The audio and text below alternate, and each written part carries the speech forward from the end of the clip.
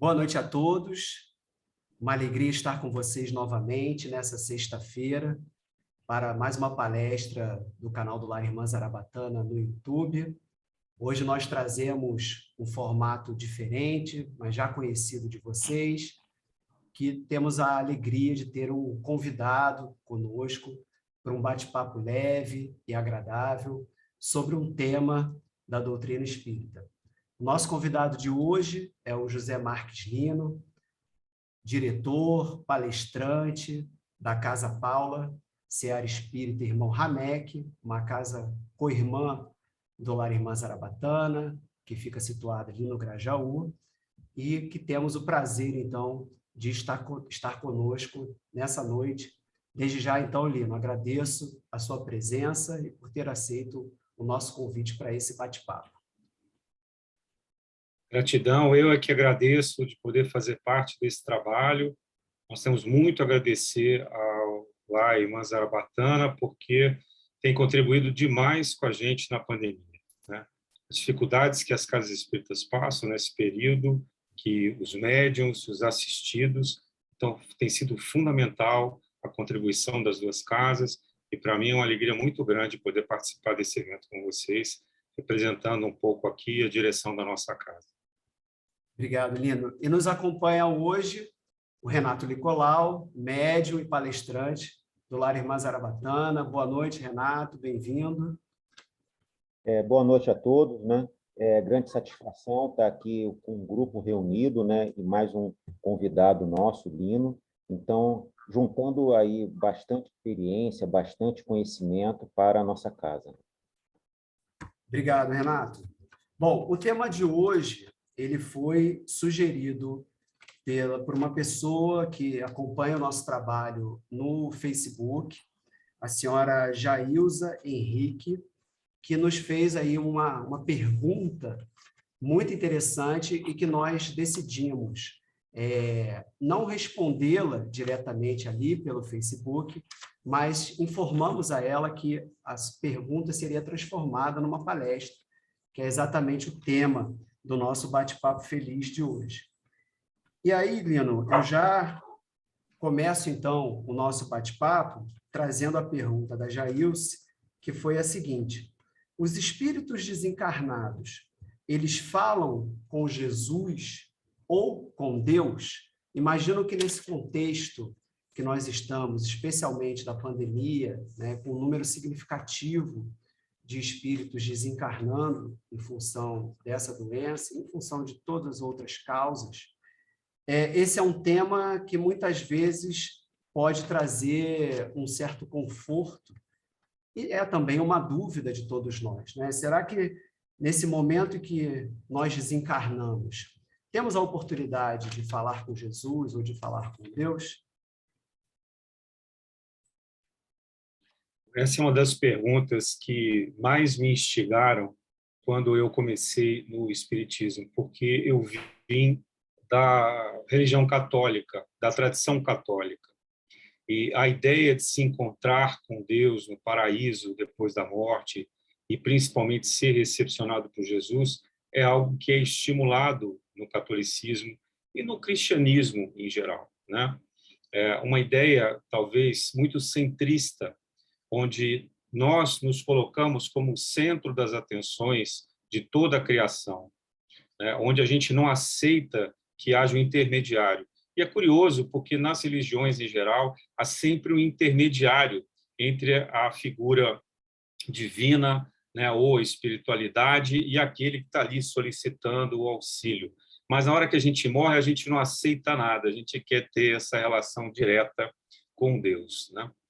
O que acontece, na verdade, é que a nossa ideia de divindade ela é muito associada à personificação de Deus, né? Como se ele, de fato, fosse uma pessoa que nos aguarda em algum lugar e que ele nos cria, nos governa como uma figura. Jesus, até de certa forma, contribuiu um pouco para essa imagem, mas a gente tem que contextualizar que isso foi há 2000 anos atrás, para um povo que era analfabeto, muito ignorante e que não tinha condição de discutir questões mais filosóficas ou que fossem um pouco mais abstratas. Então, O contrário, ao invés de ele pregar um Deus severo, ele traz uma figura amorosa, afetiva, acolhedora, que é a ideia do Abba, pai, ou papai, ou o nosso carinho especial pelo Criador. Então, nessa concepção, não há propriamente uma figura divina que vá nos receber, porque ele não tem essa personificação, né? Primeiro, então, sobre Deus. Não, ele, infelizmente, para aqueles que esperam isso, Deus não vai estar lá em pessoa nos aguardando, e ele nem fez isso com Jesus e nem com nenhum outro ser que possa ser considerado de extrema elevação na Terra. Mas, com relação a Jesus, já há algumas exceções e alguns depoimentos específicos de que é possível encontrar com ele, né? A gente vê narrativas, por exemplo, de Chico Xavier, seja dele diretamente, seja, por exemplo, do Jorge, que era uma figura muito narrada pelo Chico como um transeunte, né? Uma pessoa maltrapilha, sofrida, que ia nas reuniões e que todo mundo desdenhava, e que, ao final, desencarnar, ele, então, pela narrativa de Chico, foi recebido diretamente por Jesus, porque ele era um espírito missionário que veio ali dar um testemunho vigoroso e que merecia, então, esse acolhimento fraterno.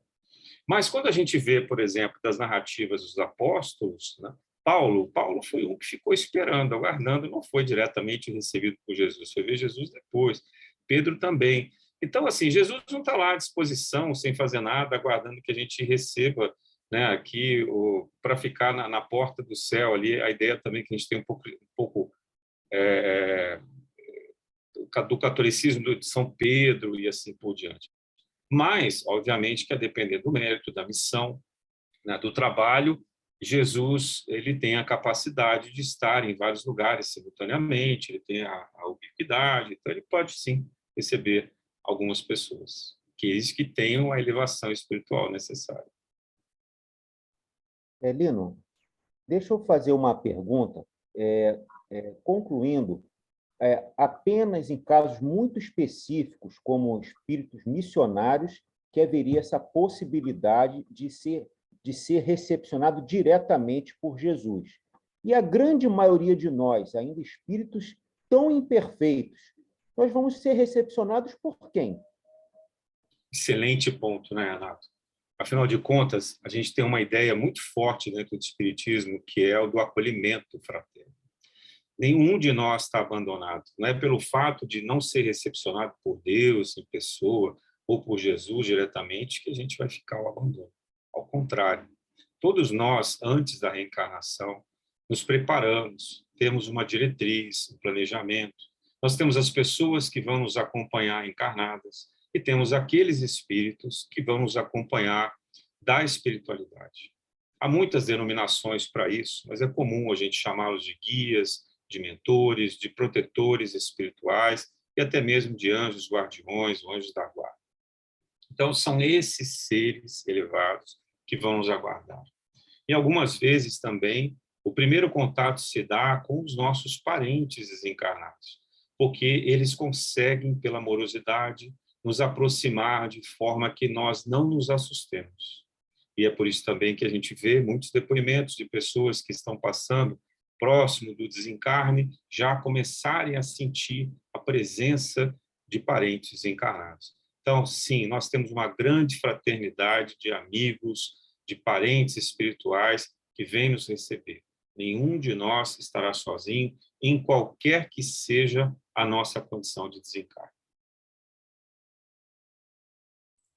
Lino, mesmo no nosso meio espírita, diante de tantas informações que nós temos da literatura principal, mesmo da literatura de André Luiz e de outros autores, que nos trazem exemplos desse despertar no desencarne, né? Muitos relatos, a gente no Lar Irmã Zarabatana está estudando virtualmente o Violetas na Janela, então Patrícia traz um relato detalhadíssimo sobre esse processo de desencarne, de despertar na espiritualidade, de readaptação, mas muitos de nós, mesmo sendo espíritas, ainda temos medo de morrer, né? principalmente porque não sabemos para onde vamos, né? E a literatura também está rica de exemplos muito agradáveis e de exemplos não tão agradáveis de locais que nós podemos despertar. Então, como é que a gente poderia imaginar ou pensar para onde nós vamos quando desencarnarmos? E isso passa por quem seremos recebidos também. Eu também gosto muito dessa pergunta, porque me faz, às vezes, até rir um pouco da cena muito famosa do Chico Xavier num avião, amedrontado, e Emmanuel aparece para ele perguntando por que ele está gritando, vocês também vão se lembrar dessa cena, e ele disse que ele estava com medo de morrer, né? E aí ele começava a gritar, quer dizer, a gente pensa assim, poxa, mas o Chico tinha medo de morrer, né? Eu conheci várias pessoas muito evoluídas e que tinham medo de morrer, né? Morrer é uma passagem. Morrer, para nós, por mais consciência que a gente tenha, segurança, certeza e fé, dá um frio na barriga pelo que vai acontecer do outro lado, né? É como nascer também. Nascer também não é fácil. Imagina você ter que se comprimir num óvulo, passar 9 meses ali na barriga da sua mãe, depois ter que nascer propriamente, que é um ato doloroso, difícil. Então, esse processo, digamos assim, ele nos traz, no nosso inconsciente, lembranças, muitas vezes amargas, difíceis, assustadoras, de momentos de desencarnes que não foram tão felizes, e a gente fica provavelmente com esse receio, né? Eu gosto muito da orientação que a gente pode entender, compreender, estudar, da linha mais oriental. Tanto o budismo quanto o hinduísmo, eles falam muito sobre o desprender-se do ego, a gente aprender a se desligar. O Ramatiz também fala muito isso, né? E é algo que a gente não está muito acostumado no Ocidente.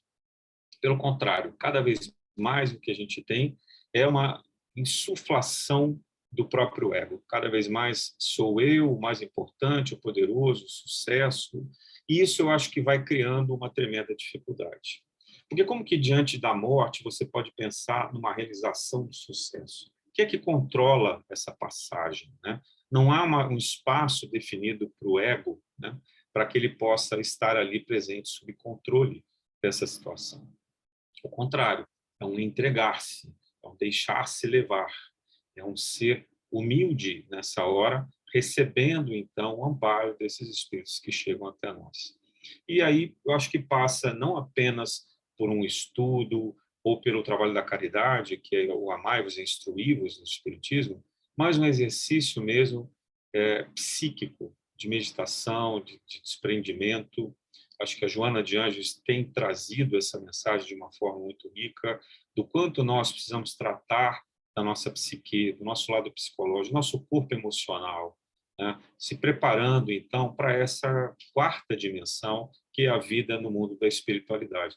A gente já vai para lá todas as noites. Quando a gente dorme, a gente faz essa passagem.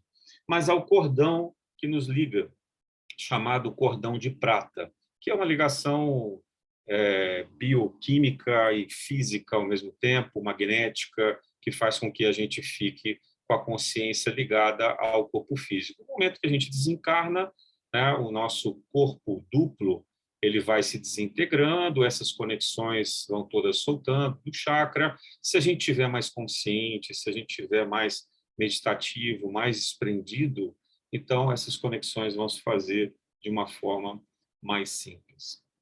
Vocês devem ter visto também o filme Matrix, e eu, toda vez que falam para mim desencarne, acabo associando aquela ideia daqueles fios soltando da cabeça, com aqueles cabos, né, e o susto que aquela pessoa toma. Não, eu tenho certeza que não é algo assim, né? A gente não tem como provar, nós estamos aqui, não há uma prova definitiva. Mas os depoimentos que a gente recebe são muito serenos, muito tranquilos em relação a essa passagem, então a gente precisa ter dentro de nós construída essa serenidade. E nós estamos amparados em todo momento da nossa vida, né? E no desencarne, certamente não será diferente. A espiritualidade amiga, os nossos protetores estarão ali naquele momento, auxiliando aquele processo de desligamento, seja ele um pouco mais acelerado, seja ele um pouco mais demorado em função, por exemplo, de uma doença grave, né, que vai tendo aquele processo contínuo de desligamento, e a pessoa começa a perceber, eventualmente, o mundo espiritual se misturando com o mundo físico.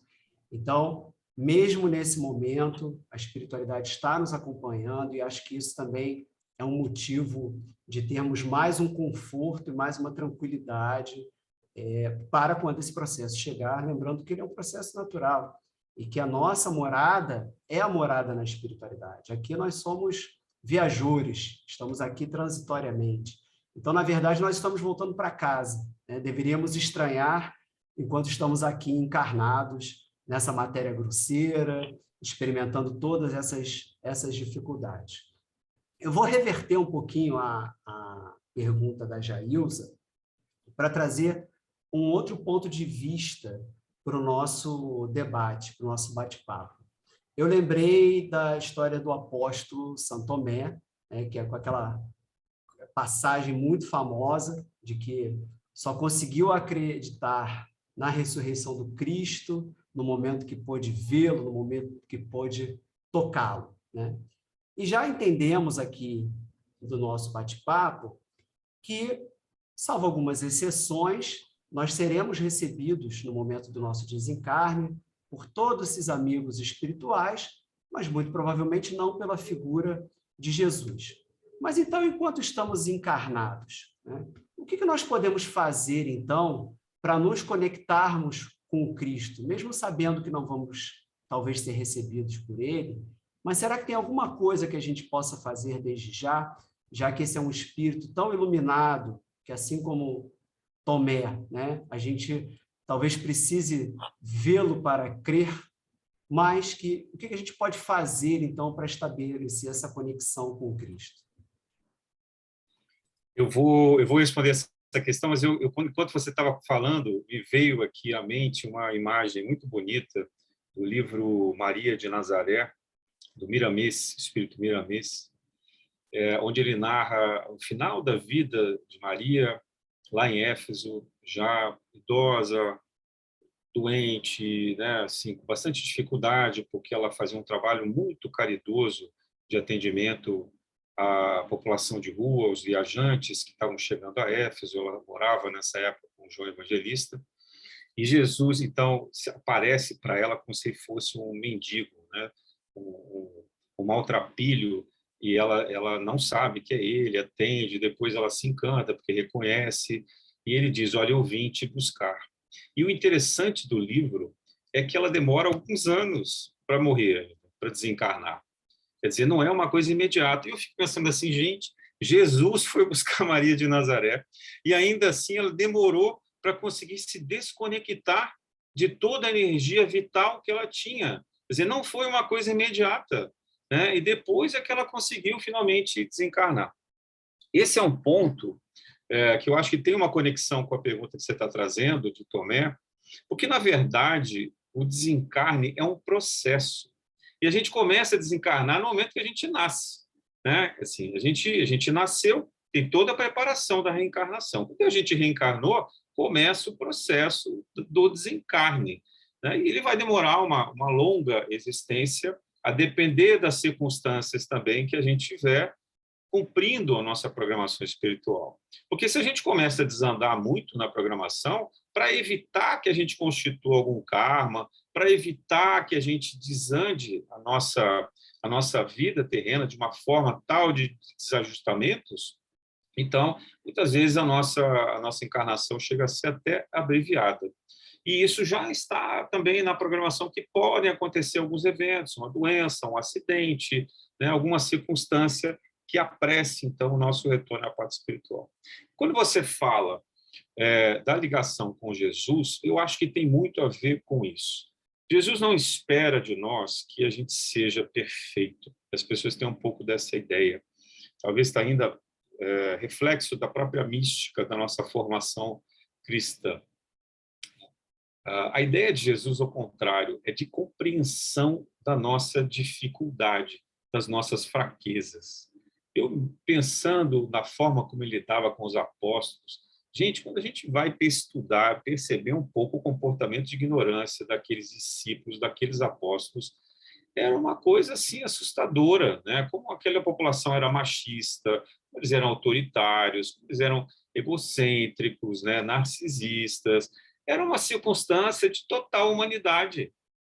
A característica que a gente tem hoje de santificação desses apóstolos é muito distante do que era na verdade, né? Veja a circunstância de Judas, né? Judas queria uma guerra civil, queria que Jesus fosse lá e socorresse os judeus fisicamente, libertasse de Roma como um ato político. E ele acreditava nisso com convicção, e junto com ele alguns outros apóstolos também acreditavam nisso. Eles eram militantes, mas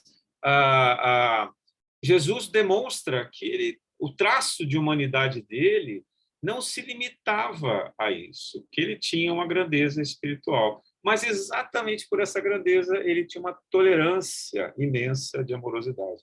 Então é assim que eu penso, né? Se aqueles apóstolos também tinham um comportamento errante, difícil, eu também tenho, né? Eu também tenho as minhas fraquezas, as minhas dificuldades, mas eu procuro estar perto dele.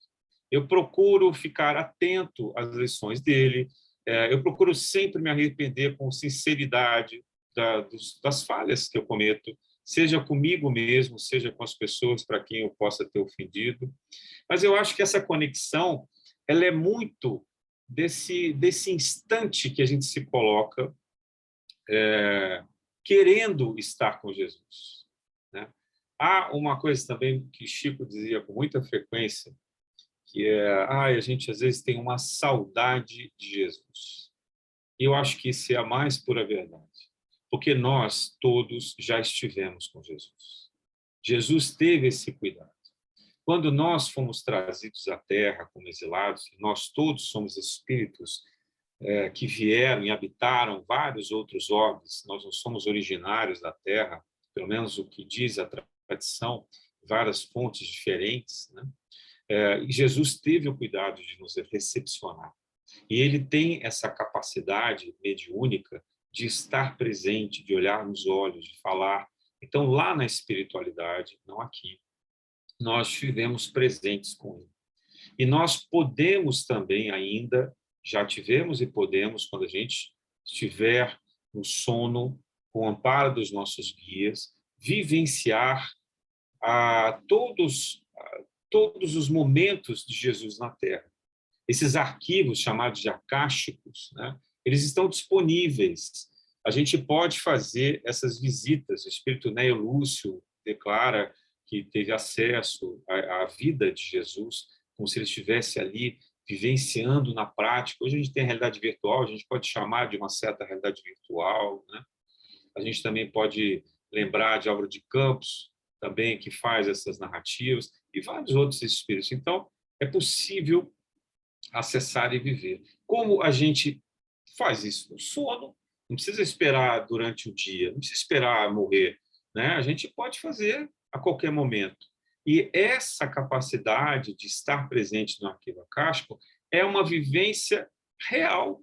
A gente vai estar ali diante de Jesus, né? E a energia dele, a vibração dele, é alguma coisa muito, muito além de qualquer coisa que a gente possa compreender aqui, mas é que é possível de ser feito.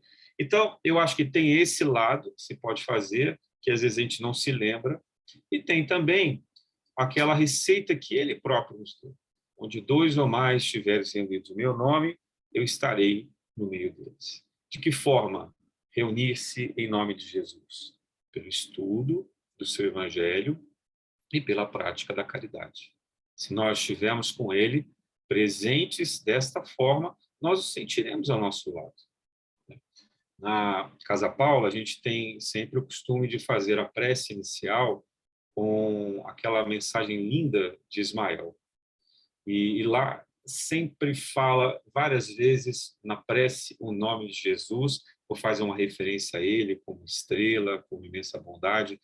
E quando eu leio ou falo essa prece, nesse instante é como se eu estivesse sentindo Jesus dentro de mim. Na hora em que a gente pronuncia o nome dele, numa reunião como essa, não tem como ele não estar presente pela sua energia, imantando todo o ambiente e nos enchendo de uma grandeza imensa na realização do trabalho que é feito em seu nome. O mandato que ele nos dá é de um irmão carinhoso, mais velho e onipresente. Ele está, sim, ali. Então, é uma forma da gente aceitar essa maneira também de convivência com ele o tempo inteiro. Lino, você falou sobre aquela célebre frase de onde estiverem reunidos, em meu nome, lá estarei presente. Porém, alguns dos nossos colegas aqui encarnados, espíritas, vivem muitas vezes sozinhos no seu lar, né? Outras vezes vivem com familiares que não são espíritas. E podem não ver muito sentido em fazer o evangelho no lar, sozinhos na sua casa. Qual é a orientação que você traria para essas pessoas que estão numa situação como essa e muitas vezes não se sentem estimulados a fazer o evangelho do lar sozinhos por não terem a companhia de alguém para uma discussão, para uma leitura, por exemplo? É muito estranho para a gente, seja espírita, não espírita, as pessoas em geral, falar sozinho, né? Estar sozinho achando que se comunica com alguém. Eu acho que o Kardec, quando ele resolveu organizar toda essa temática de comunicação com o mundo espiritual, ele correu um risco enorme, né, de ser chamado de fantasioso e de se misturar aquele grupo de ilusionistas que, de fato, buscavam um pouco de fama e dinheiro por conta disso, além de ser um ato de entretenimento, digamos assim, né? E Kardec, ele conseguiu nos demonstrar uma coisa muito importante, que eu acho que isso é indiscutível. Quem leu a obra dele, estudou com cuidado, não tem como não acreditar na vida espiritual, porque ele fez uma demonstração filosófica, científica, muito acurada. O método dele realmente é algo que está ali para converter todas as pessoas que raciocinam sobre a espiritualidade. E um dos pontos principais que ele nos traz é que nós não estamos sozinhos, né? Pelo contrário, que a espiritualidade nos afeta muito mais do que a gente imagina. Ou seja, nós estamos rodeados de espíritos. Nós temos todos esses mentores, guias, familiares que eu falei que estão próximos de nós no dia a dia, né? E talvez eles não estejam todos o tempo inteiro, mas no momento em que a gente se propõe a fazer uma prece, um estudo do Evangelho do Lar, eles se reúnem, eles se mantam ali. Então, de cara, a gente pode dizer que tem pelo menos uns 3 ou 4. Fora isso, nós sempre atraímos outros espíritos pela nossa afinidade, sejam eles espíritos de elevada vibração ou de baixa vibração. E às vezes também são espíritos, digamos assim, neutros, né, que têm uma afinidade parecida com a nossa e que nos acompanham, ou às vezes são atraídos por uma curiosidade, um pensamento, um filme que se vê na televisão, um livro que se procura, um debate que se tem, né? Essas questões todas atraem inúmeros espíritos. Basta pensar que numa estatística feita há alguns anos se aponta algo como 30 bilhões de seres habitando a órbita do planeta Terra, né? Sendo que encarnados nós somos próximos de 8 bilhões. Então, é só a gente se perguntar o que esses outros 22 bilhões de espíritos estão fazendo. Eles estão nos acompanhando, né? Eles estão ou para nos ajudar a elevar, ou porque são atraídos pelas nossas atividades e assim por diante. Ou seja, isso aqui é muito mais intenso e tem mais audiência do que o Big Brother, né? Ou esses programas de realidade virtual. Nós temos uma audiência permanente, constante. Essa vida nossa ela é integrada com o mundo espiritual. E tudo que a gente faz fica registrado nesses chamados planos acásticos. Então, fazer o evangelho no lar é uma atividade que ela nunca é solitária, ela nunca é isolada. E na medida em que a gente genuinamente entra nessa vibração, a gente atrai vários espíritos sofredores que estão desesperados, procurando uma chama de luz. A gente acende a luz da nossa casa e a gente imanta a nossa casa com essa energia. Porque a nossa casa é um campo energético que se conecta com várias outras formas de vida e com vários outros campos de atividades também. Algumas pessoas chamam isso de portal. Talvez seja a palavra ideal, né? Pela nossa casa, a gente tem vários portais magnéticos, quânticos, como a gente quiser pensar e chamar, energéticos, assim por diante. A gente tem os portais que a gente se liga às pessoas que a gente ama, né? Como se fosse um canal de comunicação pelo celular, pelo WhatsApp, assim por diante. Imediatamente pelo pensamento, quando a gente pensa em alguém, a gente se conecta, aquela imagem da pessoa já vem a gente. Isso é um portal. Na nossa casa, isso fica mais fácil ainda. A gente se conecta com o mundo do trabalho, porque a gente traz trabalho para casa, agora com esse momento de home office, né, da pandemia, todo mundo tem trabalho para casa. Então, a gente tem aqui formas de pensamento ligadas ao nosso trabalho. A gente tem os nossos amigos, a gente se conecta pela televisão, pela mídia em geral, todos os meios de comunicação, aos portais que a gente mais visita, né? Eles estão ali salvos para a nossa conexão. Então, hoje, que a gente tem essa visão da tecnologia, dos streamings, né, dos aplicativos, dos apps, a gente sabe que é só ir lá naquela caixinha, clicar e aquilo aparece. Na espiritualidade não é diferente. Nós temos também as nossas várias conexões, as nossas interligações, e na hora do Evangelho do Lar, isso tudo se abre com uma enorme conexão. E mais, tem uma vantagem.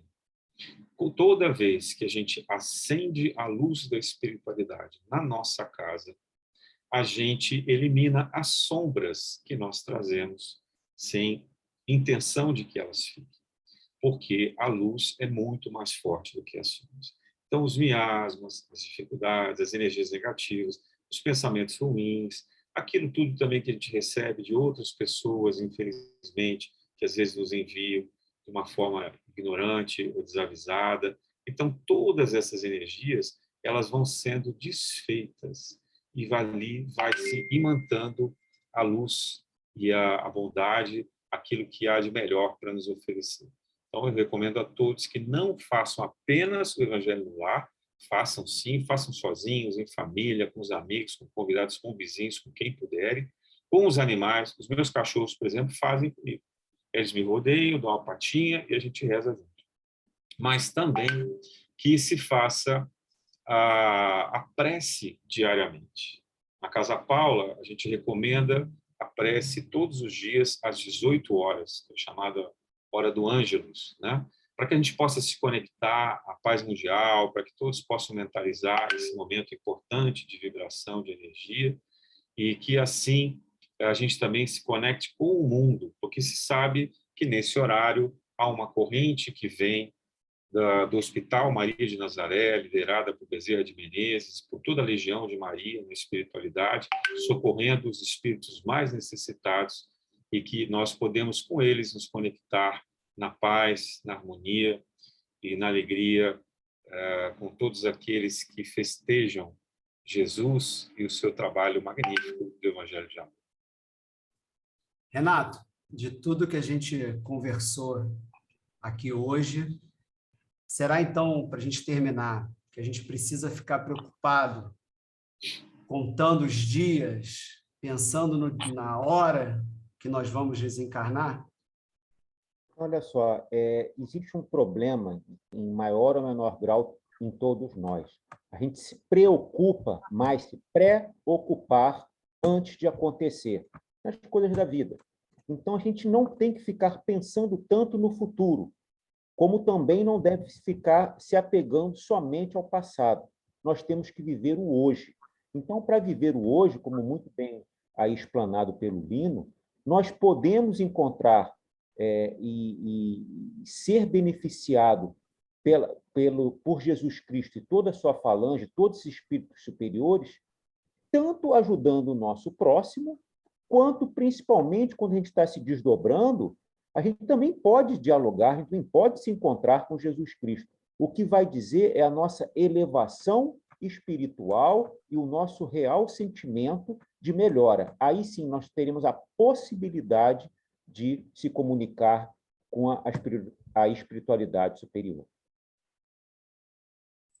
Meus amigos, a gente precisa encerrar o nosso bate-papo de hoje. Esperamos aí que ele tenha atendido a pergunta que a nossa colega do Zarabatana fez através do nosso canal no Facebook, torcendo para que tenha sido útil a conversa, os esclarecimentos que nós trouxemos nessa noite de hoje. E desde já, então, ficamos muito gratos à espiritualidade do Lar Irmã Zarabatana, à espiritualidade da Casa Paula, que proporcionou esse encontro e que tem, a gente sabe, trabalhado em conjunto durante todo esse tempo, e agradecer a eles por nos terem orientado, por nos terem inspirado, e inspirado também a Jailza, né, para trazer esse tema tão rico e tão interessante.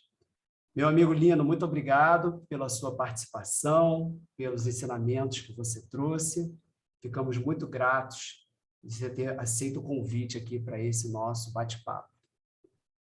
Eu que agradeço. Para mim é uma imensa oportunidade de também aprender e deixar que eles falem um pouco, né? A gente acaba recebendo uma energia muito boa. Foi uma bênção poder estar aqui. Eu espero que todas as pessoas que participem, ouvindo e assistindo esse vídeo, que elas possam também sentir-se magnetizadas, imantadas, porque Jesus fala também por mídia, né? Não apenas presencialmente ou pela nossa prece, mas Jesus também passa por essas redes sociais, e nós, podendo contribuir com isso, queremos levar a todos os lares essa mensagem de paz e de amor. Muito obrigado a vocês pelo convite, estou à disposição. Obrigado, Lino. Obrigado, Renato. A gente se encontra aí nas próximas sextas-feiras, trazendo outros temas para o nosso canal do Lar Irmã Zarabatana. A todos, então, obrigado pela presença. Desejamos uma boa noite e um abraço fraterno. Até logo. Obrigado. Até logo.